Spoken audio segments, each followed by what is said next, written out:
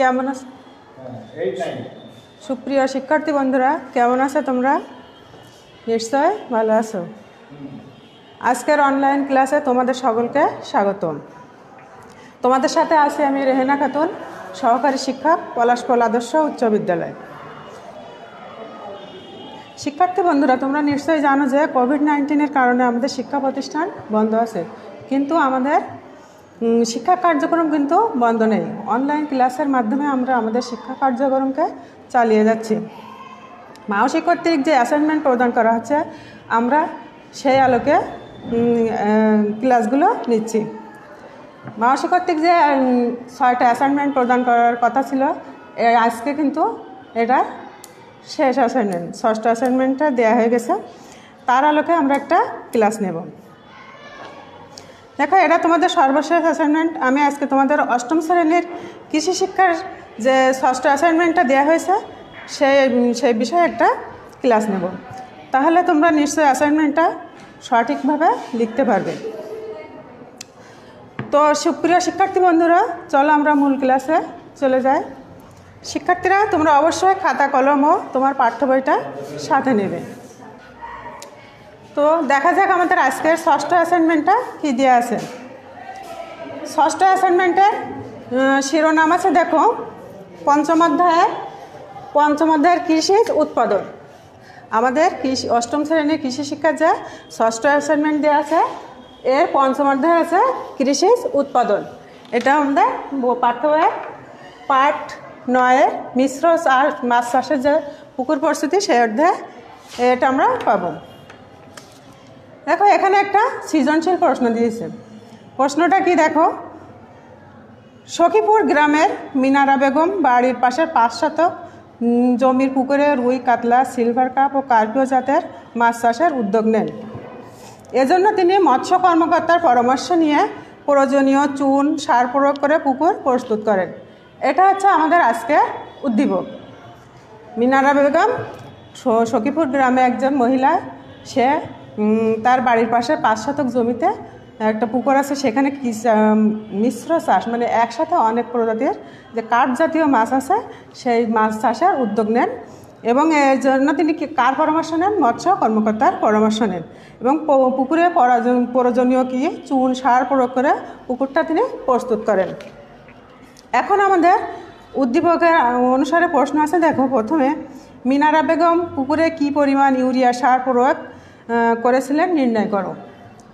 পুকুরে যে ইউরিয়া সার প্রয়োগ করতে হয়, সেটা তিনি কি পরিমাণ প্রয়োগ করেছিলেন সেটা আমাদের নির্ণয় করতে হবে। তো সুপ্রিয় শিক্ষার্থী বন্ধুরা, তোমরা বোর্ডের দিকে তাকাও। আমাদের ক নম্বর প্রশ্ন আছে কি, পুকুরে কি পরিমাণ তিনি সার প্রয়োগ করেছিলেন, ইউরিয়া সার কি পরিমাণে প্রয়োগ করেছিলেন। 1 শতক পুকুরের জন্য সার লাগে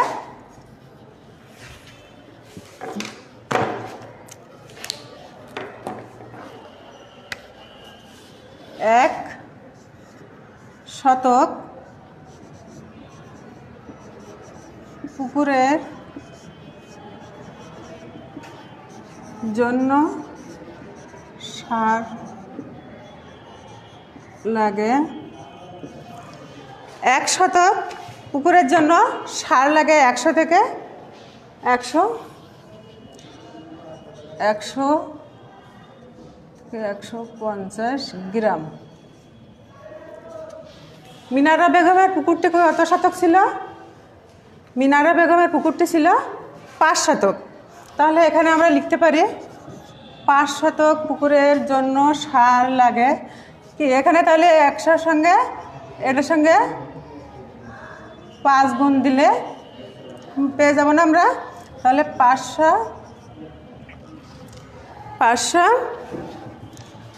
750 গ্রাম। এটা হলো আমাদের ক দাগের উত্তর। যেহেতু ক দাগে আমাদের জ্ঞানমূলক প্রশ্ন থাকে, সেহেতু আমাদের কি এটা বিস্তারিত তোমরা দিতেও পারো, আবার এভাবে লিখলেও তোমাদের শুধু যদি তোমরা লেখো যে মিনারা বেগমের পুকুর 5 শতক পুকুরের জন্য 500 গ্রাম ইউরিয়া সারের প্রয়োজন হয়, তাহলে কিন্তু উত্তরটা সঠিক হবে। তাহলে আমরা কি লিখতে পারি? অতএব মিনারা বেগমের যে পুকুরটি তৈরি করেছিলেন সেই পুকুরে ইউরিয়া সারের পরিমাণ লাগবে 500 থেকে 750 গ্রাম তিনি ইউরিয়া সার প্রয়োগ করেছেন। এটা আমাদের ক দাগের উত্তর। দেখো এবার আমরা আসি খ দাগে। খ দাগে আছে কি? মিনারা বেগমের উদ্যোগটি মূল্যায়ন করো। এটা কিন্তু আমাদের খ দাগের উত্তরটা দেখো। মিনারা বেগম যে উদ্যোগ নিয়েছিলেন, কি উদ্যোগ নিয়েছিলেন মিনারা বেগম? একটা 500 একটা জমিতে পুকুর তৈরি করে সেই পুকুরে তিনি মিশ্র মাছ চাষের উদ্যোগ নিয়েছিলেন। আমরা এটা কি মিনারা বেগমের এই উদ্যোগটা সঠিক এবং যথার্থ বলে মনে করব। কারণ মাছ চাষ বাংলাদেশের একটি সম্ভাবনাময় ব্যবসা। মাছ চাষ করে অনেক বেকার সমস্যা দূর করছে এবং মাছ চাষ করে আমাদের কি যে আমিষের ঘাটতি আছে সেটাও কিন্তু আমরা পূরণ করতে পারছি।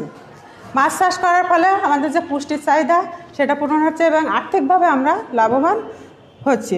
অল্প সময়ে অধিক লাভবান হওয়ার জন্য এটি একটি গুরুত্বপূর্ণ ব্যবসা। মাছ চাষ করার জন্য আমরা খুব অল্প সময়ে অধিক লাভবান হতে পারি। এজন্য এই ব্যবসায় আমরা বেশিরভাগে এই ব্যবসায় বেকার যুবকেরা ঝুঁকে পড়ছে। পুকুরে নিয়মিত চুন সার ও খাদ্য প্রয়োগ করলে মাছ দ্রুত বৃদ্ধি পায়। ফসল ফলালে যেমন আমাদের ফসলের উৎপাদনটা বৃদ্ধি করার জন্য যে কোনো ফসলের আমাদের পরিচর্যা প্রয়োজন, তেমনি মাছ চাষ করলে আমাদের পরিচর্যা করতে হবে। তার অধিক উৎপাদন বৃদ্ধির জন্য আমরা বাড়তি যে খাদ্য প্রয়োগ করি সেটাকে সম্পূরক খাদ্য বলে। এই সম্পূরক খাদ্য প্রয়োগ করার ফলে আমাদের উৎপাদনটা আরও বৃদ্ধি পায়। এর ফলে আমরা বেশিভাবে লাভবান হতে পারি। বাংলাদেশের মানুষকে কি বলা হয়? মাছে ভাতে বাঙালি না? আমরা কি মাছে ভাতে বাঙালি। বাংলাদেশে প্রধান খাদ্য হলো ভাত এবং মাছে ভাতে বাঙালি হওয়ার কারণ কি? বাংলাদেশে অনেক নদ নদী আছে। এই নদ নদীর থেকে যে মাছ ধরা হয় এই জন্য আমাদেরকে মাছে ভাতে বাঙালি বলা হয়। এখানকার মানুষ প্রচুর মাছ খায়। বাঙালিদের কাছে এটি একটি সম্ভাবনাময় পেশা। অতএব আমরা বুঝতে পারলাম যে মিনারা বেগম যে উদ্যোগটি গ্রহণ করেছেন সেটা কিন্তু একান্তই সঠিক এবং যথার্থ। সুপ্রিয় শিক্ষার্থী বন্ধুরা, তোমরা এভাবে যদি খ দাগের অ্যাসাইনমেন্টের উত্তরটি লেখো তাহলে কিন্তু অবশ্যই তোমরা ভালো নাম্বার পাবে। তো আমাদের দেখো প্রথমে ছিল কি, এখানে আরেকটা আছে কি মিশ্র মাছ চাষের যে সুবিধা। এই যে আছে এখানে মিশ্র মাছ চাষের পুকুর প্রস্তুতে, এখানে মিশ্র মাছ চাষের যে একটা সুবিধা, আমরা এই মিশ্র মাছ চাষ করে কি কি সুবিধা পেতে পারি? মিশ্র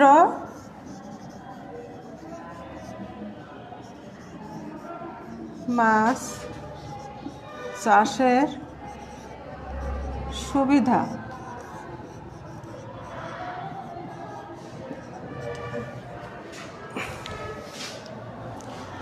মিশ্র বলতে কি? একসাথে বিভিন্ন প্রজাতির কিছু চাষ করা বা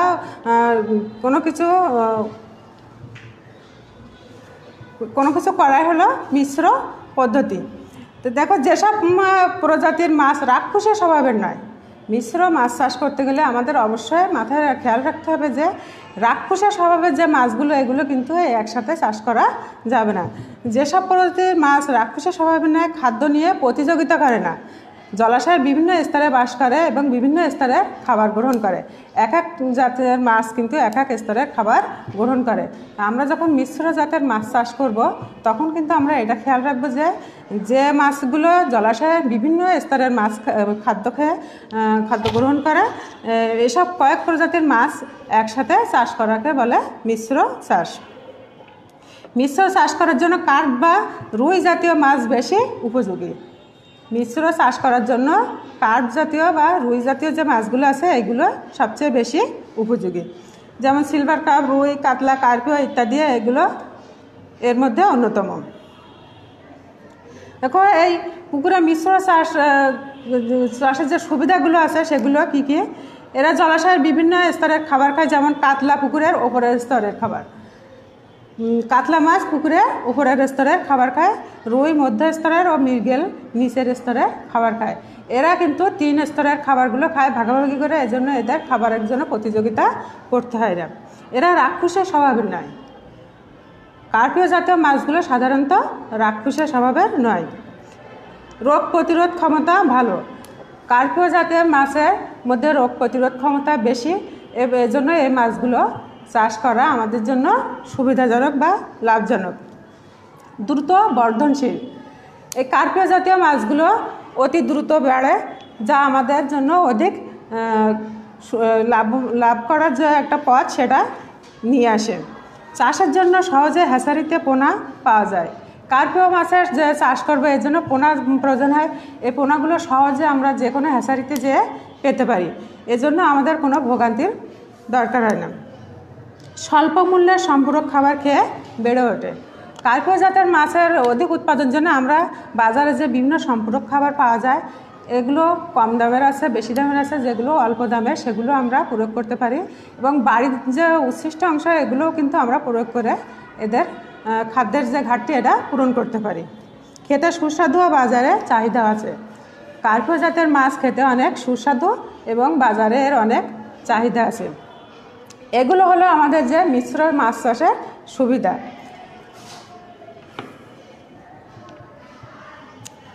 তো সুপ্রিয় শিক্ষার্থী বন্ধুরা, আমাদের পঞ্চম অধ্যায়ের যে কৃষিজ উৎপাদন পার্ট 9 মিশ্র মাছ চাষের জন্য পুকুর প্রস্তুতির একটা সুবিধা ছিল সেটা বললাম, এবং যে একটা সৃজনশীল প্রশ্ন দেওয়া ছিল, সৃজনশীল প্রশ্নের দুটো প্রশ্ন দেওয়া ছিল, সৃজনশীল যে উদ্দীপকটার দুটো প্রশ্ন দেওয়া ছিল সে দুটো সম্পর্কে আমরা মোটামুটি ধারণা দিলাম। আশা করি তোমরা বুঝতে পারছো। এবার দেখো আমাদের আরেকটা অধ্যায় দেওয়া আছে, ষষ্ঠ অধ্যায়ে বনায়ন।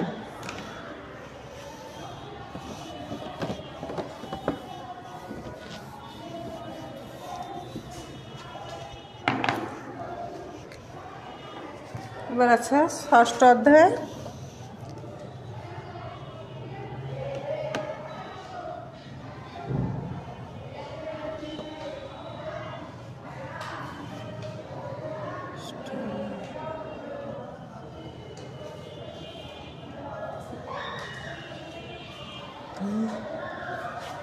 বনায়ন।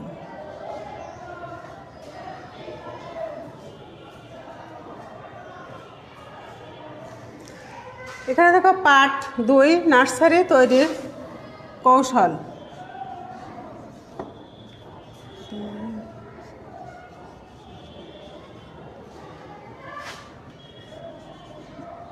নার্সারি তৈরির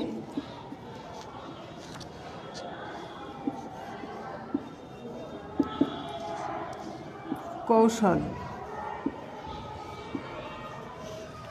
আমাদের 2 নম্বর প্রশ্নটা আছে কি, ষষ্ঠ অধ্যায়ের পার্ট 2 এর, এটা হলো শিরোনাম নার্সারি তৈরির কৌশল। এর আলোকে দেখো একটা প্রশ্ন দেওয়া আছে, পলিব্যাগে চারা তৈরি সুবিধাজনক কেন ব্যাখ্যা করো। পলিব্যাগে এখানে একটা প্রশ্ন দেওয়া আছে, পলিব্যাগে চারা তৈরি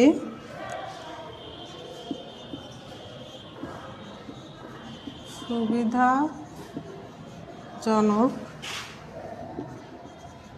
কেন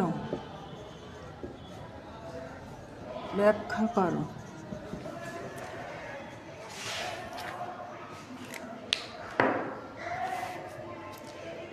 তো সুপ্রিয় শিক্ষার্থী বন্ধুরা, আমরা প্রথমে জানি যে কি পলিব্যাগটা কি, পলিব্যাগে চারা উৎপাদন বা পলিব্যাগ যে নার্সারি সেটা কি। যে নার্সারিতে পলিব্যাগে চারা উৎপাদন করা হয় তাকে পলিব্যাগ নার্সারি বলে। পলিব্যাগ নার্সারিটা কি, যে ক্ষেত্রে চারা পলিব্যাগে তৈরি ও পরিচর্যা করা হয়। পলিব্যাগটা কি, পলিব্যাগ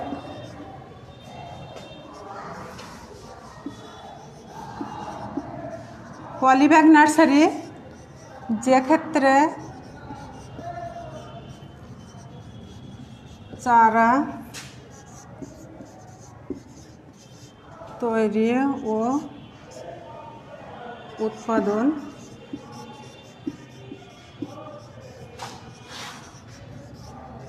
পলিব্যাগে করা হয়। তাহলে পলিব্যাগ নার্সারি কি? যে ক্ষেত্রে চারা তৈরি ও উৎপাদন পলিব্যাগে করা হয় সেটা হলো পলিব্যাগ নার্সারি। পলিব্যাগে সহজে নিরাপদ জায়গায় নেওয়া যায়, ফলে প্রাকৃতিক দুর্যোগের হাত থেকে চারাকে রক্ষা করা সম্ভব হয়। তো পলিব্যাগ, যে নার্সারিতে পলিব্যাগে চারা উৎপাদন করা হয় পলিব্যাগ এবং বিভিন্ন ধরনের ফলজ ও বনজ গাছের চারা উৎপাদনের জন্য সরাসরি বীজ অথবা অঙ্কুরিত বীজ পলিব্যাগে বপন করা হয়, এটা হলো পলিব্যাগ নার্সারি। এই পলিব্যাগ নার্সারির কিছু সুবিধা আছে। আমাদের আজকের প্রশ্ন হলো পলিব্যাগে চারা তৈরির সুবিধাজনক কেন? দেখো, পলিব্যাগে চারা তৈরির যে সুবিধাগুলো আছে, সুবিধাগুলো কি কি? সুবিধা 1 নম্বরে আছে যে কোনো মাপের ও ঘনত্বের তৈরি করা যায়। পলিব্যাগে যে চারাটা আমরা তৈরি করব সেটা যে কোনো মাপের ও ঘনত্বের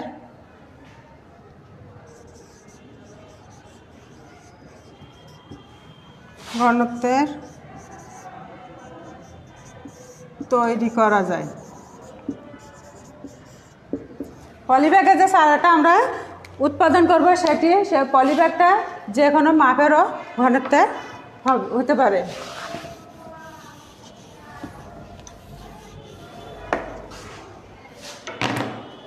দুই নম্বর, এটি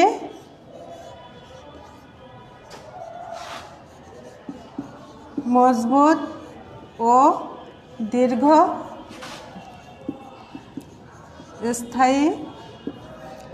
হয়। 3 নম্বর আছে হালকা ও সহজে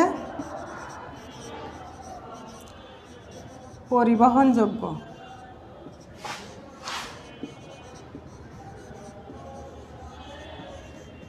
পলিব্যাগে যে চারাটা রোপণ করব আমরা, এখানে মাটিটা কম থাকে, এজন্য ওজনে হালকা থাকে, এটা সহজে আমরা এক জায়গা থেকে অন্য জায়গায় পরিবহন করতে পারব। পরিচর্যা করা সহজ।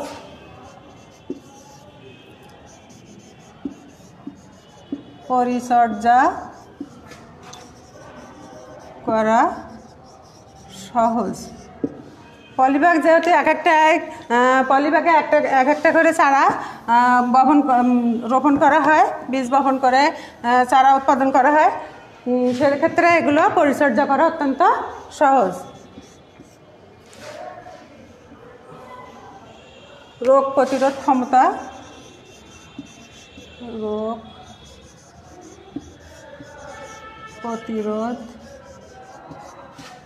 ক্ষমতা, বেশি থাকায় মৃত্যুহার কম।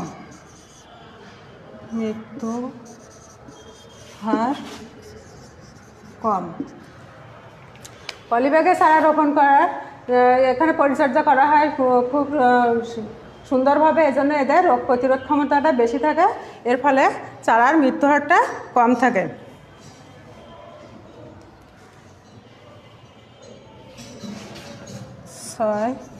পরিবহনের সময়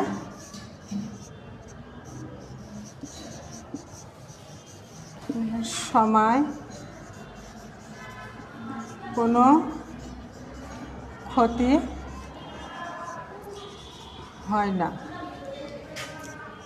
চারাগুলো যেহেতু পলিব্যাগের ভিতরে থাকে, এজন্য এক জায়গা থেকে অন্য জায়গায় যখন আমরা স্থানান্তরিত করি তখন এটা পরিবহনের সময় কোনো ক্ষতি হয় না।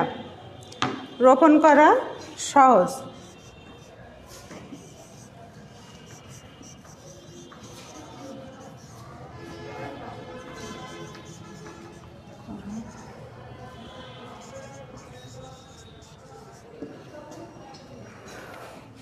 পলিব্যাগে যে চারাটা থাকে এটা আমরা যখন অন্য জায়গায় অন্যত্র নিয়ে মূল জমিতে রোপণ করব, তখন এটা সরাসরি পলিব্যাগ থেকে ছাড়িয়ে নিয়ে আমরা এটা রোপণ করতে পারবো এবং এই ব্যবস্থাটা অত্যন্ত সহজ এবং সুন্দরভাবে করা যায়।